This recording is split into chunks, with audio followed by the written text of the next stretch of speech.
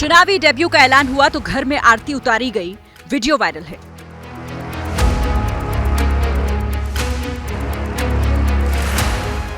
बधाई देने के लिए समर्थकों की भीड़ लग गई। किसी ने माला पहनाकर स्वागत किया तो कोई गले लग गया, किसी ने पैर छुए। महाराष्ट्र की चुनावी राजनीति में एक नए ठाकरे का उदय हुआ है।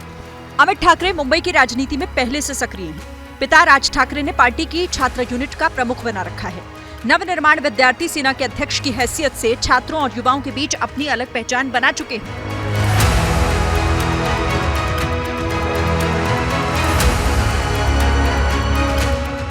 अमित ठाकरे 7 साल पहले गंभीर बीमारी के शिकार हो गए थे। संघर्ष कर बीमारी को मात दी और समाज सेवा के लिए खुद को पार्टी की लाइन में खड़ा कर दिया। 2020 में बाला साहेब ठाकरे की जयंती के मौके पर राज ठाकरे ने बेटे अमित को राजनीति में लॉन्च किया था। ये तस्वीरें उसी दिन की हैं। हाथ में तलवार लेकर अमित ने सियासत की दुनिया में कदम रखा था।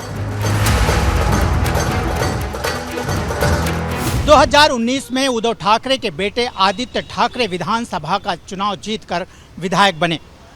इसके बाद राज ठाकरे ने अपने बेटे अमित ठाकरे को राजनीति में लॉन्च किया। इसके बाद यही कयास लगाया जा रहा था कि आदित्य ठाकरे को अमित ठाकरे ही राजनीति में टक्कर दे सकते हैं।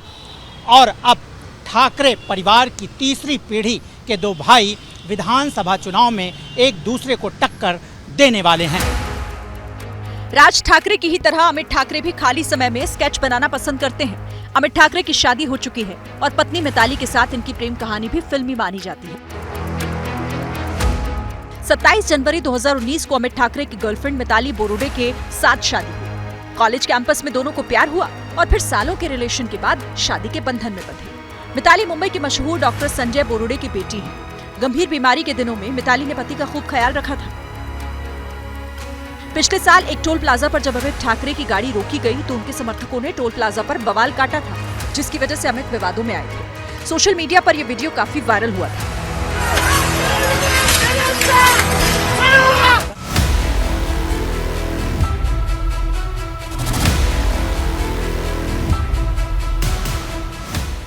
महाराष्ट्र की सियासत में सबसे मजबूत गिने जाने वाले ठाकरे ब्रांड ने चुनावी पिच पर नया प्लेयर लॉन्च कर दिया है।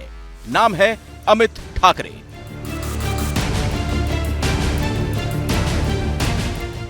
अमित ठाकरे का चुनाव मैदान में उतरना राज ठाकरे के परिवार के लिए बड़ा मौका है।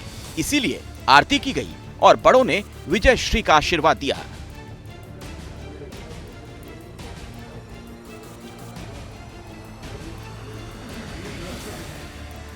राज ठाकरे ने अपने बेटे अमित ठाकरे को राजनीति में तो 2020 में ही उतार दिया था, लेकिन चुनावी मैदान में कब उतारेंगे भी या नहीं, तब इसका हल्का सा भी अंदाजा नहीं लगने दिया था। लेकिन अपने फैसलों से हैरान करते रहे राज ठाकरे ने महाराष्ट्र विधानसभा चुनाव के लिए पार्टी उम्मीदवारों की जो लिस्ट जारी की, उसमें अमित ठाकरे का नाम दूसरे नंबर पर है। आत्मविश्वास खूप आहे, पण ते लिस्टमध्ये नाव आल्यावर मला थोडा पोटात गोळा आला। आता मला कळलं की आयुष्य चेंज होणार, म्हणजे जसं मी आधी वावरायचो तसं वावरू नाही शकणार किंवा काय, जो फ्रीडम होता तो जाणार आहे। खास बात ये, बाला साहेब ठाकरे के परिवार से चुनावी मैदान में उतरने वाले के तौर पर भी अमित ठाकरे दूसरे ही नंबर पर हैं। उनसे पहले ठाकरे परिवार के सिर्फ एक सदस्य ने चुनाव लड़ा, वो हैं आदित्य ठाकरे, जिनके पिता की पार्टी के लिए चाचा राज ठाकरे की पार्टी इस बार बड़ी चुनौती बन सकती है। बता दें कि राज ठाकरे ने अमित ठाकरे को चुनाव में उतारने की तैयारी तो की थी, लेकिन अमित ठाकरे के लिए विधानसभा क्षेत्र अंतिम नहीं हो रहा था। सोमवार की सुबह एमएनएस के नेताओं ने माहिम विधानसभा क्षेत्र का रिपोर्ट राज ठाकरे के सामने रखा और उसके बाद अमित ठाकरे के नाम की घोषणा हुई। चुनावी राजनीति में अमित ठाकरे की एंट्री ठाकरे खानदान के लिहाज से बड़ी घटना है, लेकिन उद्धव ठाकरे की पार्टी ने इस पर ज्यादा कुछ नहीं कहा, हल्के में टाल दिया। सर, अमित ठाकरे चुनाव लड़ने वाले माहिम विधानसभा में सबको अधिकार है चुनाव।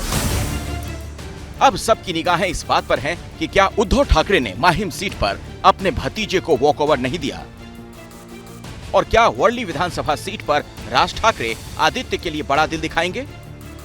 ये माहिम क्षेत्र, ये वही क्षेत्र है जिसमें शिवाजी पार्क आता है, जहां शिवसेना की स्थापना 1966 में हुई थी। ये वही क्षेत्र है जहां शिवसेना भवन यानी कि शिवसेना का जो मुख्यालय है वो भी आता है।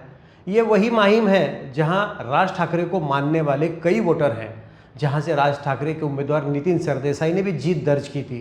अभी अमित ठाकरे वहां से अपना चुनावी दौर शुरू करेंगे, तो बड़ा रोचक टर्न आ गया है।